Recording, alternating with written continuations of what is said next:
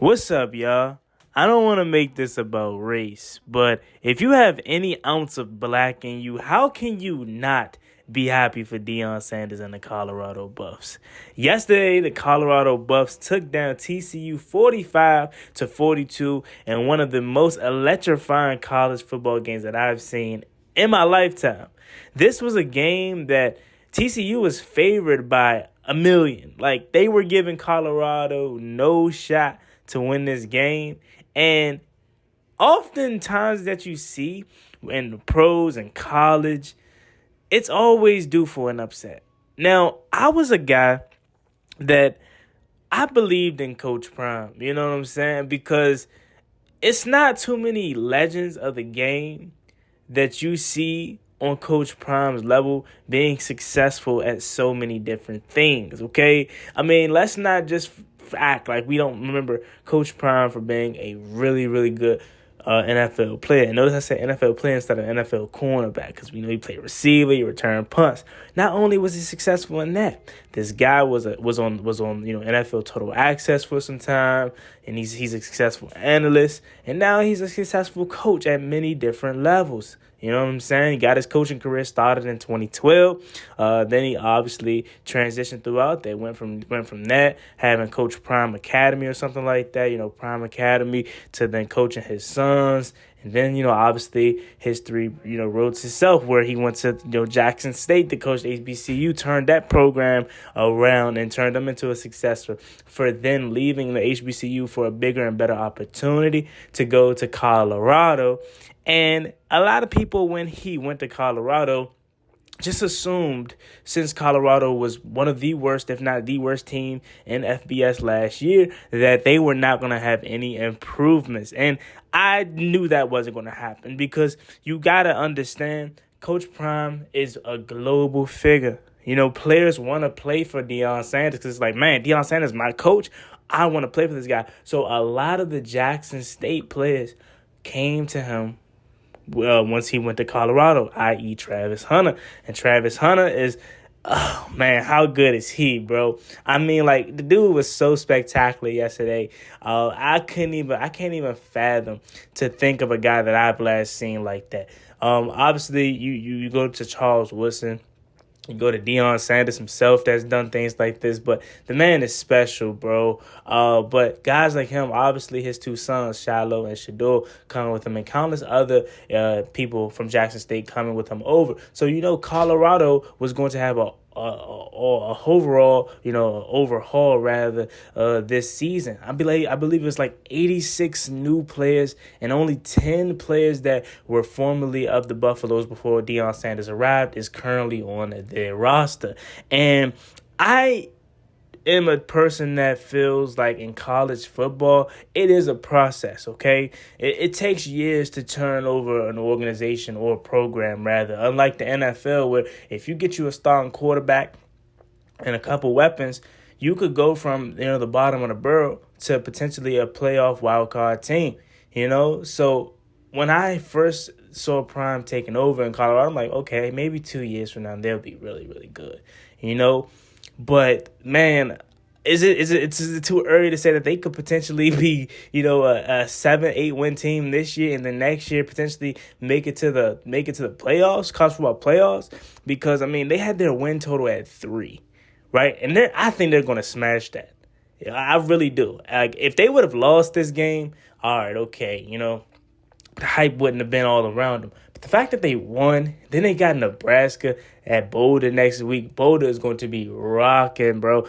And Nebraska lost yesterday. They're probably going to beat Nebraska. And then that I cannot wait for that USC and that Colorado game. That is going to be a fantastic game. They set it at 3.5, man, or 3. I believe it was 3.5 or 3 wins on the total for the Colorado Buffaloes, bro. And I knew they were going to smash it because I'm just like, after this win, I'm like, it's no way. It's no way they only go. They have 11 football games left. You telling me they're only going to win 2 games after this huge win? Come on now. And like I said, the people just doubting Deion Sanders, just so negative. Like this is just a regular Joe Schmo, man. And that's my biggest thing. That's why I was getting behind the one, because he's African American. Of course, want to see my black people win. But two, it's Deion Sanders, and he knows ball, bro. And I knew he can do it, because it's like, again, he's not no regular guy. 14 years in the NFL, one of the, if not the greatest cornerback of all time. You telling me he don't know what he's doing, bro? Like, come on. And to talk about his son, Shador, a lot of people was discrediting him, not really taking him serious because he was in the FCS or whatever. At HBCU, Jackson State, they didn't want to pay him no mind. They like, okay, that's cool, but it's not going to happen in the Power 5, And now that you in the FBS, it ain't going to happen there. You sure about that? First game of his FBS career, he throws 510 yards and 4 touchdowns. Come on, man. And as Coach Prime said yesterday, you talking about Shador Sanders? The one from my HBCU? Wow. Coach Prime had his receipts, and I like what Shador was doing, man. And I knew he was talented at Jackson State. I never questioned could he do it at this level, because as people often told me growing up, as I often hear growing up or have heard, if you're good, they're going to find you. No matter what level. If you're good, they're going to find you. And of course, yes, I get it. Deion Sanders is his pops, so it made it a little bit easier to get that platform, but I don't want to hear it. He still had to put in that work. Okay? And let's quickly not overlook Shiloh. Shiloh led the team in tackles yesterday. Okay? Both of those guys was balling. But he couldn't do it by himself. This man had 4, and I mean 4, wide receivers over 100 yards yesterday. Travis Hunter, Horn, Edwards, and Weaver. All over 100 yards. And I wonder if this Horn kid, number 5, I wonder if he's going to come out this year, or maybe he stays for his sophomore or his senior year, rather. I think he probably will stay for his senior year, depending on if they have like an 8-win season, 7-win season, and they could contend for a college football playoff spot next year. I think a lot of the juniors that are eligible for the draft are going to stay one more year. But if Horn continues to have a season like he had this past, have a season like he had this past game, I think he can be like a 3rd-round pick in this upcoming draft, and he can be that Tank Dell of this year's draft, that Zay Flowers, that smaller wide receiver, but fast, shifty, and got great hands. It's something to this Horn kid, man. I'm gonna be watching him all season long because I like him. I like the Horn guy. But yeah, 4 wide receivers over 100 yards. Shador Sanders 510 yards in his FBS debut. Their defense is a little concerning because, you did let up 42 points, so let's keep it a buck. Your defense is concerning that much. You're going to need, Shador to have to carry y'all in a sense until you get this defense, figured out. And Coach Prime, being a defensive guy himself, I feel like at some point they'll figure it out. Is it going to be this year? Maybe not. Maybe they figure it out later in the season, or maybe not. Maybe next year they bring in some new talent on the defensive side of the ball, and that could put them over the top. But defense does concern me a little bit because you did give up 42 points.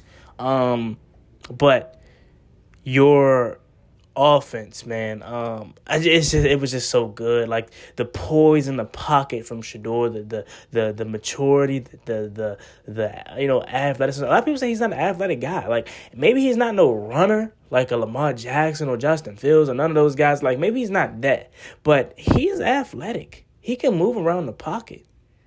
You know what I'm saying? He looked comfortable. The offensive line. How about the offensive line? Looking good, giving Shador some time in the pocket, countless times. Shador making immaculate plays, immaculate throws. Travis Hunter, right? And that quickly, I want to talk about that because Deion was like, hey, if Travis would have caught them two passes, he would have had the Heisman chilling in his room already. So let's not act like there wasn't stuff that was still left out on the table for the offense. Yeah, they put up 45 points, but Shador Sanders could have had 6 touchdowns, 7 touchdowns. Travis Hunter had, I believe it was like 100 plus yards with an interception. Should have had a touchdown. You know what I'm saying? Should have had a touchdown, maybe 2, maybe a couple more picks, because they was trying him. And he made this ridiculous, diving interception. Like, if he doesn't make that play, they score a touchdown. They have to clean up a lot of things, though. I'm not going to act like Colorado is perfect, because if they would have lost this game, I would have felt bad for them, because they should be pissed if they would have lost this game, because they had missed opportunities, right? You missed a field goal. You get a field goal blocked, or a kick block. A lot of things went wrong. That they had to overcome, right? You had the fumble that the guy elbow hit his teammate. A lot of teams, especially when you say what you want about TCU, they were ranked for a reason.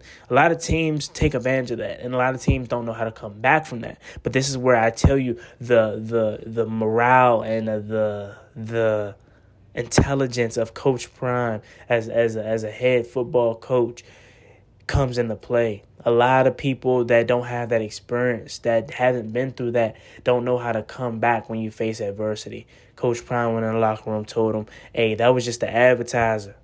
That was just the appetizer. You know what I'm saying? This is the full thing.